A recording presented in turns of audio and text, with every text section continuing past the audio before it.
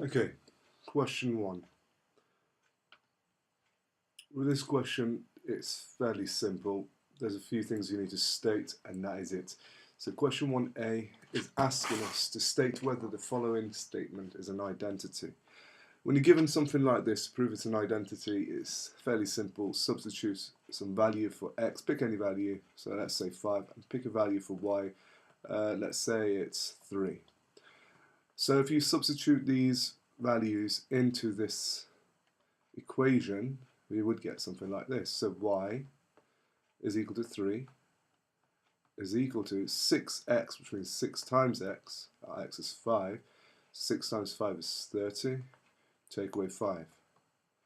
Now, does 3 equal 30 take away 5? So does 3 equal 25? Obviously not.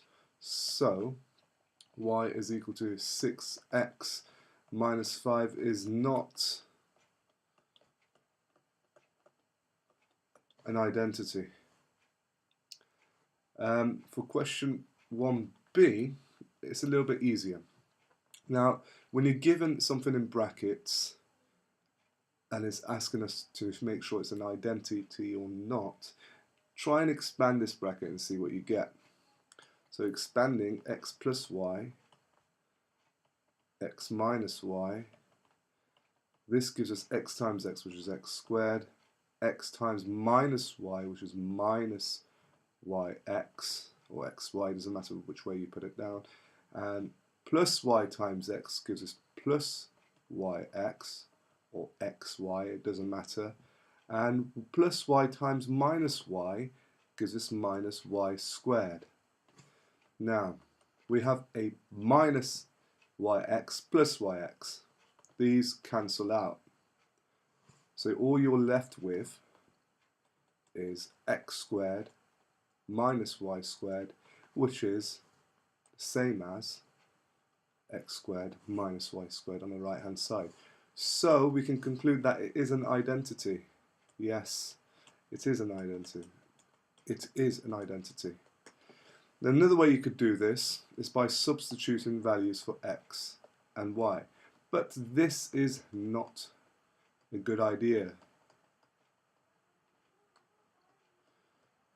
And the reason for that is, well, you need to make sure it's an identity. Now, an identity means that every value that you put into this is correct. So you need to check every single value, which there is an infinite of, to see if this is correct. And there is no way you could do that. So there's no point of putting x is a number and y is a number in there, because you need to check for every x and for every y, which means you have two sets of infinities, and you have some other numbers that we haven't come across yet. So it wouldn't work. But for something like this, you can easily check it's not an identity by putting in any random value, and if it's not the same on right hand side and left hand side, then it is completely wrong. Okay, question 2. Solve the following equations. Fairly simple. 2a 3x minus 7 over 4 is equal to 3.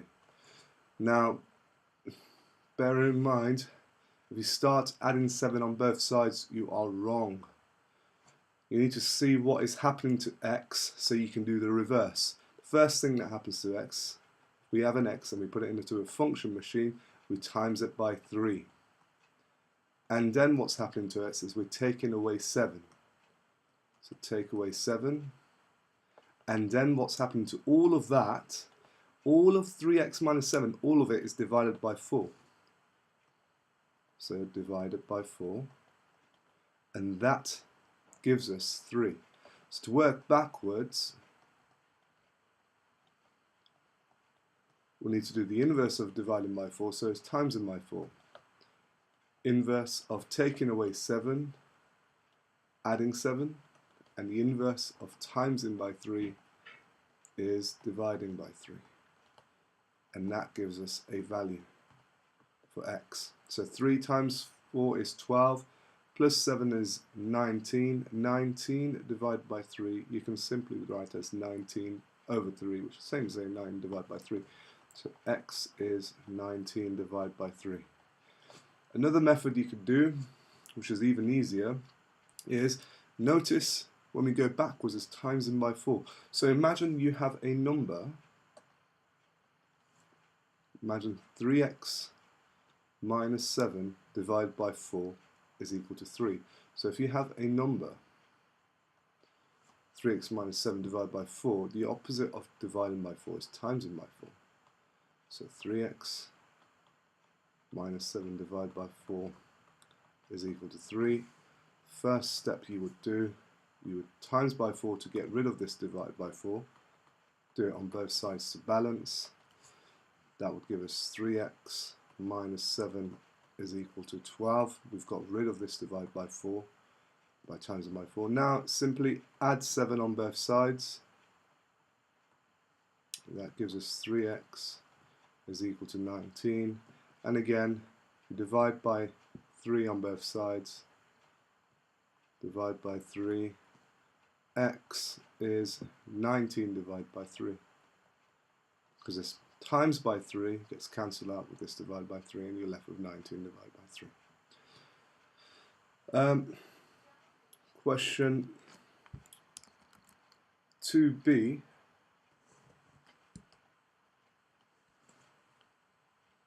You are given that 4 minus 6x is equal to 2.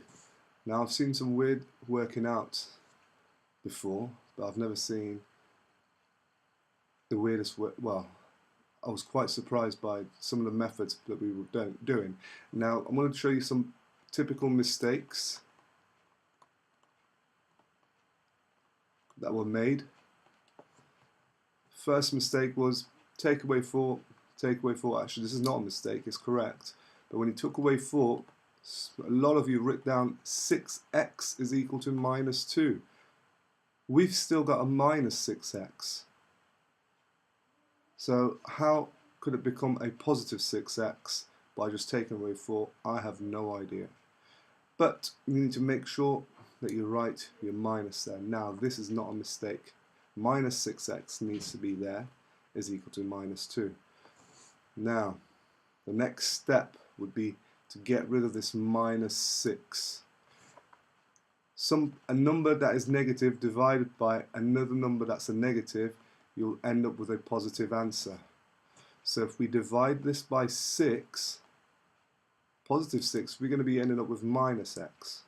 But we want positive x to be our answer. So if we divide by minus 6, this minus 6 times x divided by minus 6 is going to cancel out, and we're going to be left with x. Now we need to do the same thing on both sides, so we need to divide that side by minus 6 as well. So you have minus 2 divided by minus 6. So minus 2, I'm going to write it as a fraction, divide by minus 6. Minus divided by minus, you're going to be left with a positive. So it's going to be 2 over 6. As some of you wrote down 2 over 6 but did not simplify it, we need to simplify our fractions, which gives us 1/3. Or you can write 0.3 recurring. You can leave that as well. Do not write 0.3.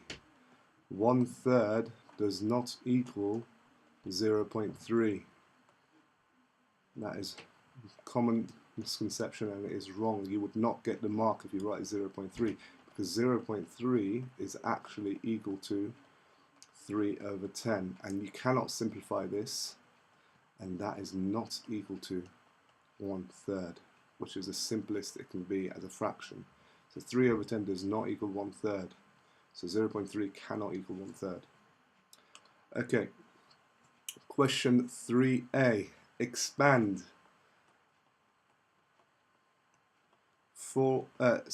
expand x squared, bracket 4x minus 5.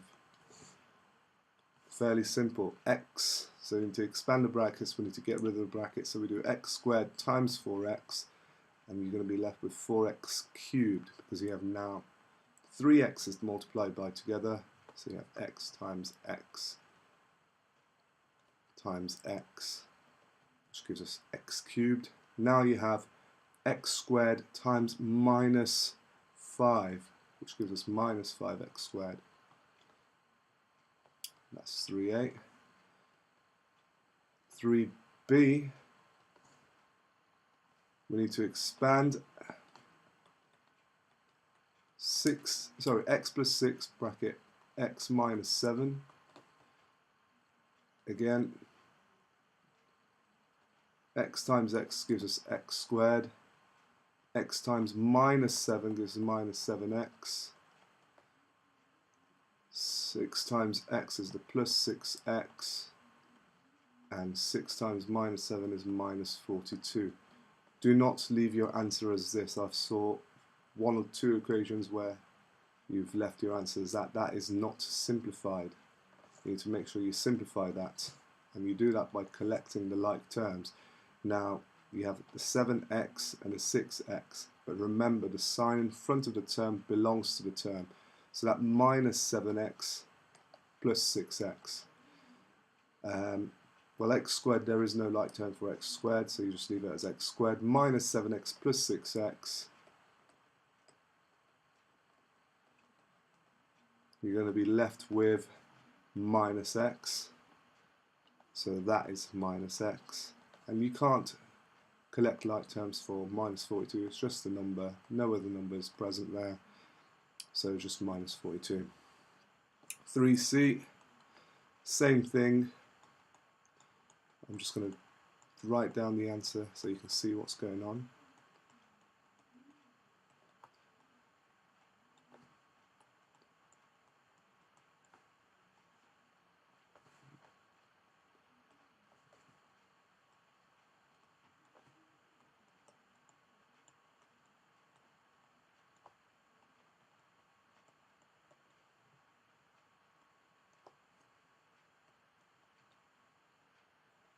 Oops, see, mistake number 1 that I just made.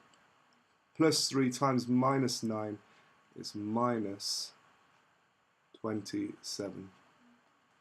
Collecting the like terms, 14x squared minus 18x plus 21x is plus 3x minus 27. 5D, I'm going to use a different colour for this one. 5D, we want to expand 5x plus 2 4 minus 3x. Expanding this is fairly straightforward. So we need to do the 5 times the 5x times the 4, which is just 20. That is bad. 5x times the 4, which is 20x. Then we need to do 5x times minus 3x. Now you have the x times x, which will give you the x squared, and you have the 5 times minus 3, which is the minus 15. So that's minus 15x squared. Now you have 2 times the 4, which is the plus 8, and the 2 times the minus 3x, which gives us minus 6x. Collecting the like terms, well, we got the 20x and the minus 6x, which leaves you with 14x. You have the minus 15x, which with no other like terms, so just minus 15x squared, and you have the plus 8. Now you can write this down a little bit neater. Actually, that is pretty neat. I'll just leave it as that. And that's your final answer for expanding it. Question 4, factorize.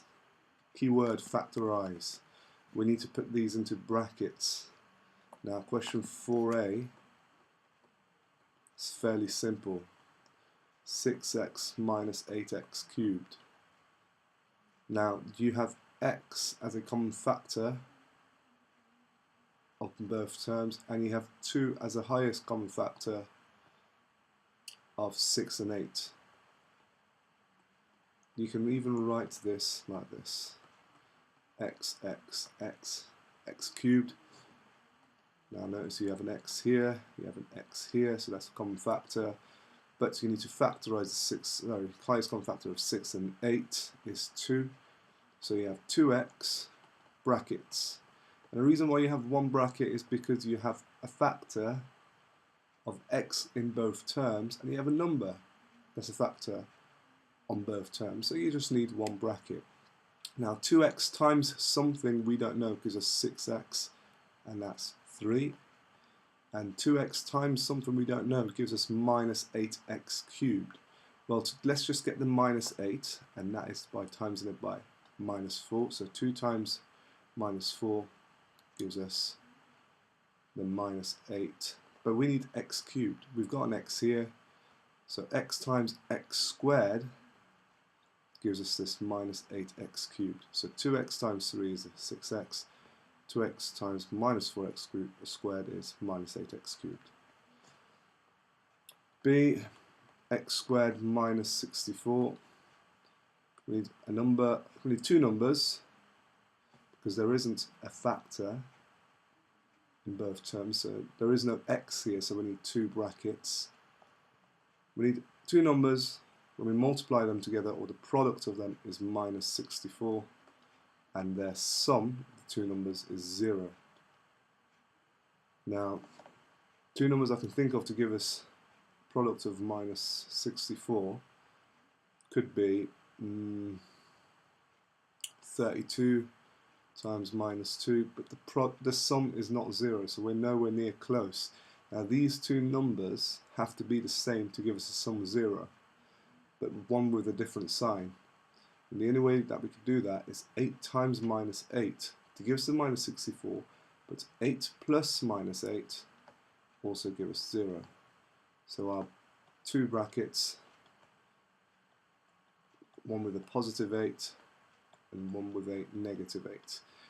Check your answer. Check your answer. X times x is the x squared. X times minus 8 is a minus 8x. And 8 times x is the plus 8x, and there you go. Minus 8x plus 8x gives us no x's, and 8 times minus 8 is the minus 64, which is here.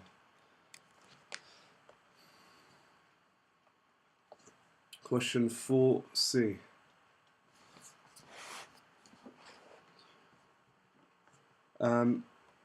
X squared minus 9x plus 20. Now, two numbers multiplied together to give us 20, but when you add them gives us minus 9. Two numbers I can think of where the product is 20. It could be 4 times 5. There could be another one, 2 times 10, and one more, 1 times 20. Now, since this is a negative and the product is a positive, it tells us that these two numbers have to be negative. Again, since the product is a positive and the sum is a negative, it tells us that these two numbers have to be a negative. Why? Because when you times them together it gives you a positive, but when you add them together it gives you a negative. The only number whose product is plus 20 but their sum is minus 9 is minus 4 and minus 5. The sum of that will give us minus 12, and the sum of this would give us minus 21. So, two brackets again, x minus 4 and x minus 5. So that's what this equals. Well, we've got my equal signs, otherwise pretty much pointless doing questions. And question 4D. Now 4D was a little bit trickier.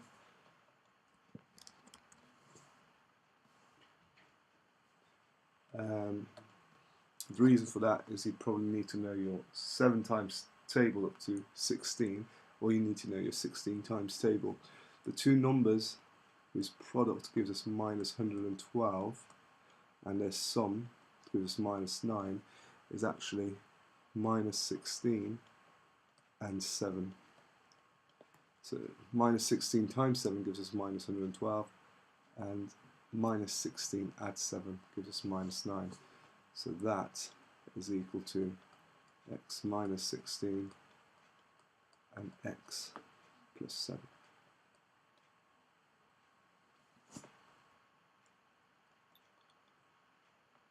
Question 5. Now this was one of the better questions in the test. First thing we should do is work out the perimeter, because I think the perimeter is the easiest one to actually see. Now for the perimeter, you need all the lengths of the shape. So we need this length, which we have, this length, they've given us this length, we need this length, we need this length, this length, and this length. Now I'm going to show you two methods you can do this question in. So method 1.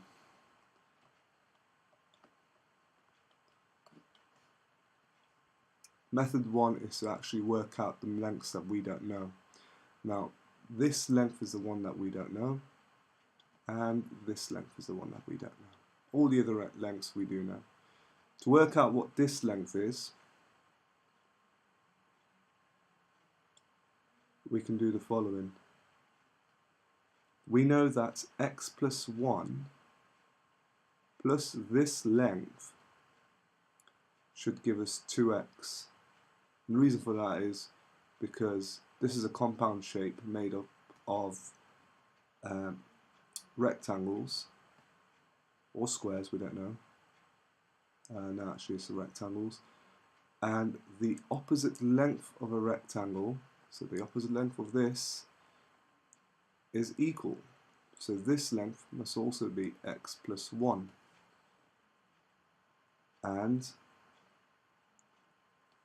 this length here, the opposite end, so if we had this rectangle here, the opposite length would be equal to this length. Now we don't know what this length is, but we do know what this length is, and we know the sum of the lengths. The sum of the lengths is 2x. So x plus 1, which is this length here, plus something we don't know, should give us the whole length, which is 2x. Now there's only one way we can make 2x. We have an x here, so there must be another x here. So x plus 1 plus x gives us 2x, but it also gives us plus 1. Sounds a bit confusing, let me explain again. X plus 1 plus x actually gives us 2x plus 1, and that is not equal to 2x. So there must be another term here that can get rid of that plus 1, and the only way we can get rid of that plus 1 is if we take away 1. So x plus 1 plus x, take away 1, gives us 2x. Yep, so this length that we don't know is actually x minus 1. X plus 1 plus x minus 1 is 2x, correct. So this length here is x minus 1. Now, the only length that we haven't got yet is this length here. Now this length is fairly simple. It's the easiest one to work out. This length is the sum of this length and this length. Now this length we know is x minus 4, and this length we also know is on the opposite side, which is x plus 7. So it's x minus 4 plus x plus 7. Here's your x minus 4 plus x minus 7, this length here, and you can simplify this to 2x plus 3. So this length is 2x plus 3. Now we have all the lengths. Let's just add them up.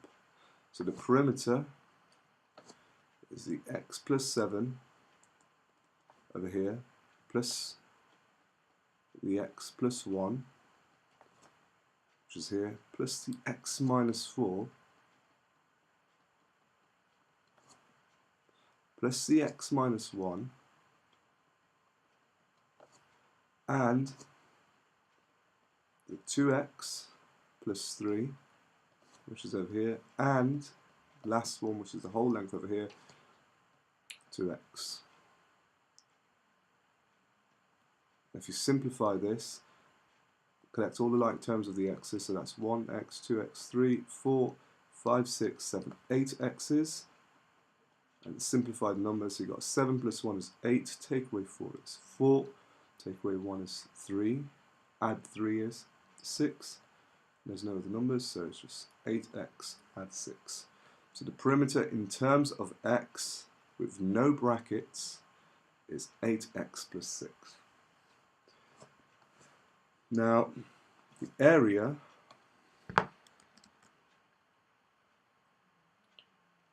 is fairly simple. Actually, I almost forgot. Now, method 2 is much easier than method 1. So I want to show you how to do method 2. There's another method you can do to work out the perimeter. Now, going back to what we said about rectangles, we know that this length, all of this length, is equal to x plus 1, is equal to this length here and this length together. So this length plus this length is 2x. I'm just going to put my highlight, so here's the colour. Now, we also know that this length plus this length is this length. So this length that we don't know is the sum of these two lengths, which is 2x, so x plus x is 2x, plus 7 minus 4 is plus 3. So there you go, so you got 2x, so you got this length 2x, plus x plus 7, plus x, plus, whoop, there's no need to write that, sorry. So it's 2x,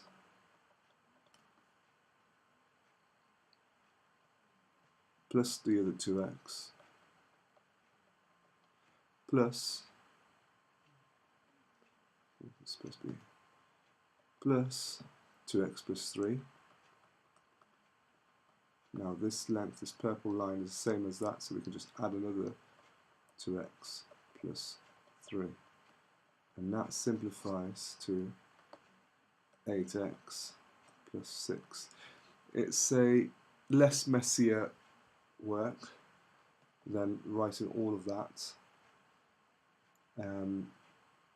But the benefit to doing method 1 is that now you've worked out all the lengths and you can use that information for maybe a different question, different parts of the question, and it's actually quite handy because in the first method we can use the lengths that we worked out to calculate the area.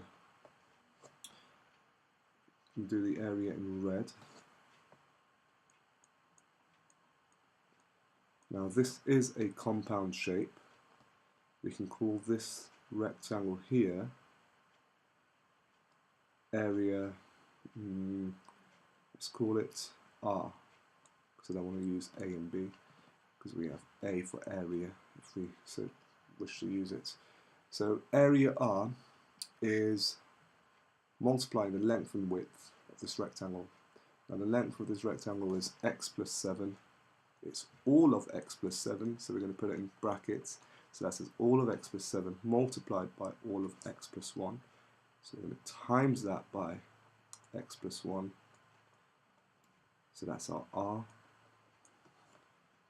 And I'm going to call this area S, which is this rectangle here. Now we've worked out the length, which is x minus 1. And the width is 2x plus 3. s x minus 1, and the width is 2x plus 3.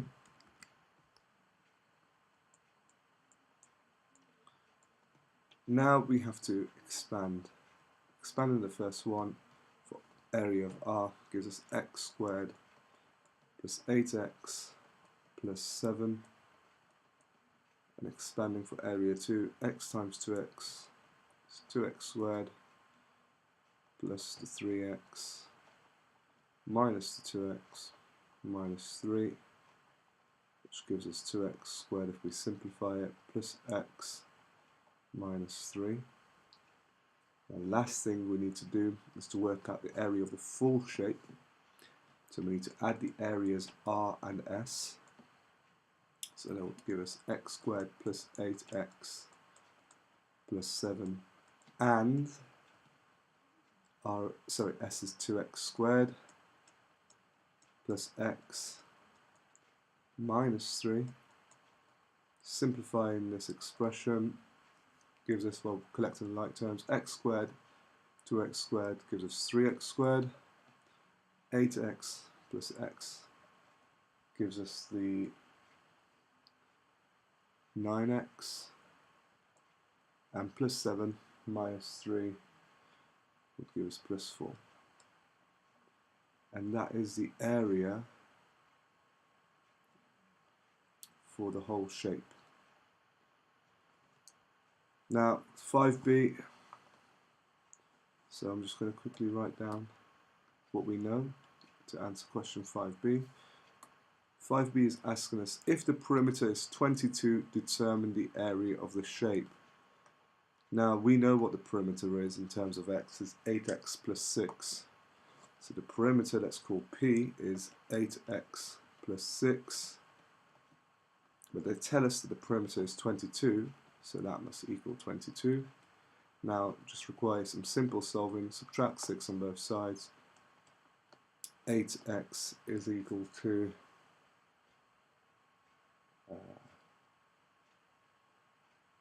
16. Divide by 8 on both sides to get rid of this 8. So x is going to be 16 divided by 8, which is equal to 2. So we know what the x is, but we don't know, but we are asked to work out what the area is. We know the area, and the area we worked out earlier on, which is 3x squared plus 9x plus 8.